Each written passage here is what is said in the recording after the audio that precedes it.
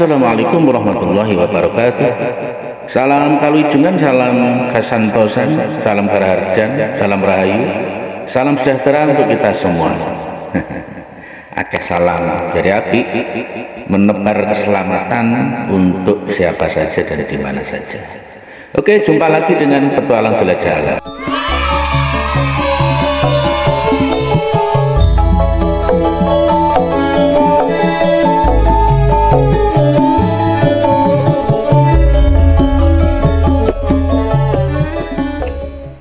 Alhamdulillah masih bisa ketemu lagi. Sudah lebih dari 2 bulan nggak berbagi dengan sedulur PJA, sedulur petualang jelajah alam. Sajane hari ini saya mau ke Turen, mau nyambangi kakak, nyambangi mbak ya. Dari pulang ngajar tadi langsung mau meluncur ke Turen ya. Dari sekolahan melewati Tajinan, ke arah Turen ini saya melewati Ngawonggo. Pada saat di sebuah jembatan kok saya teringat di Kecamatan Tajinan ini kan ada 12 kecamatan, ada 12 desa ya. Salah satu diantaranya yang saya lewati ini tadi Ngawonggo, terus ke arah Wajak ke Turen ya. Ketemu jembatan, terus ada sebuah nampak dari jembatan kayak rumah kecil ya. Ternyata setelah saya datangi kok musola, ke tempat sholat. Memang dulu pada masa pertanian dulu di hampir setiap desa tempat pertanian itu ya memang ada tempat untuk layah-layah untuk sholat ya. Termasuk ini kayaknya memang pada masanya dulu dipakai untuk tempat istirahat bapak ibu yang lagi bertani, bercocok tanam. Juga dulu itu masih belum banyak ada sumur atau belum masanya ada sanyo ya, masih nimba. Sering banyak warga itu lebih nyaman mandi di sungai, ambil berenang, melompat-lompat. Kadang juga cuci mata ya, karena ada cewek dan cowok yang sering kali mandi di sungai, panjang sungai. Eling masa kecil dulu, masa kecil dulu ya gitu itu. Mungkin bagi sedulur seumuran saya masa kecilnya ya pernah ingat ya. Nah, ketika saya di jembatan ini ketemu dengan seseorang yang lagi memanggul pacul.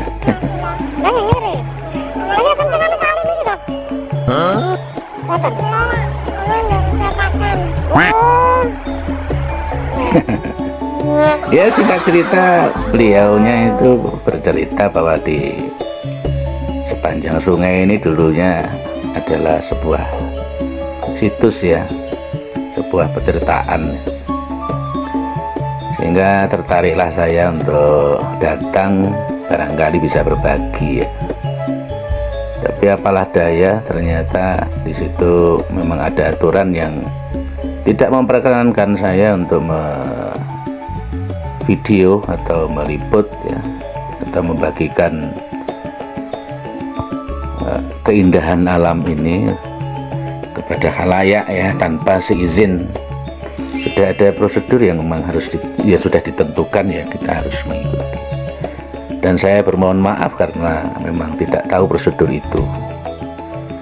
Kelihatan alam itu adalah milik bangsa ya, saya meliput saja. Sehingga karena terlanjur saya shoot ya, saya video, tapi tidak semuanya bisa saya berbagi dengan sedulur PJA semua. Hanya daerah masuk saja ya, ke dalamnya saya enggak, harus menjagalah adab sopan santun, unggah-ungguh, karena ya wedo iki ya wong Jawa ya harus bisa menjunjung tinggi, karena yang memangku ini memiliki adat, kebiasaan dan aturan yang kita harus patuhi. Sehingga pada kesempatan ini sambil menuju ke Turen, saya hanya bisa melihat tempat masuknya saja ya, untuk tempat pertirtaan yang dijunjung tinggi kesuciannya, kesakralannya saya nggak bisa untuk berbagi. Semoga dengan liputan yang tidak keseluruhan ini bisa sedikit banyak menyembuhkan rasa kangen saya untuk bertemu dengan sahabat petualang jelajah alam.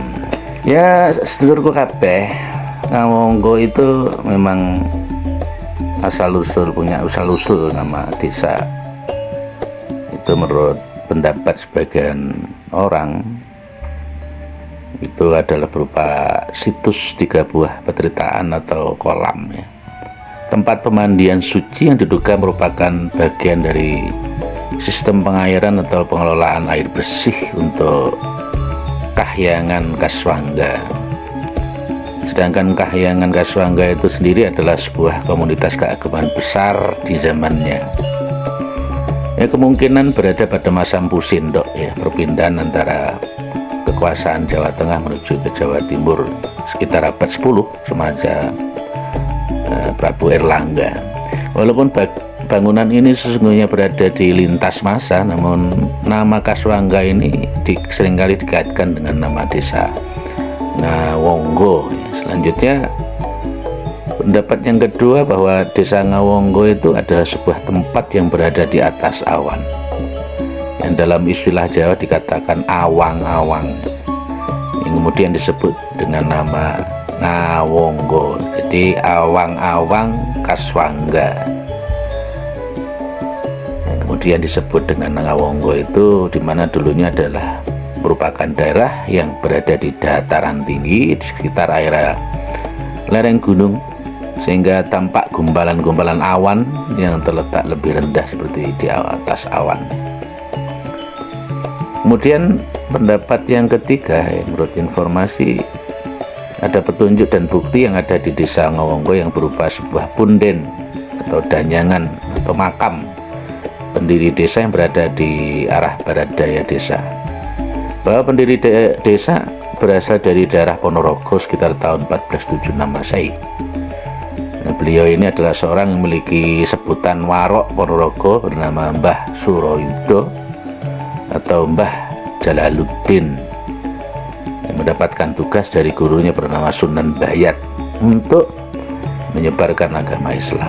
Oke, sekilas informasi berkaitan dengan satu daerah di wilayah Kecamatan Tajinan ini, sambil saya persiapan untuk balik lagi meneruskan perjalanan ke arah Turen. Mekaten sedulur petualang jelajah alam, wonten kirang langgungipun nyuwun gunging pangapunten. Tombo kangen kula dumateng panjenengan sedaya. Akhirul kalam, sampai jumpa pada video berikutnya. Assalamualaikum warahmatullahi wabarakatuh. Salam.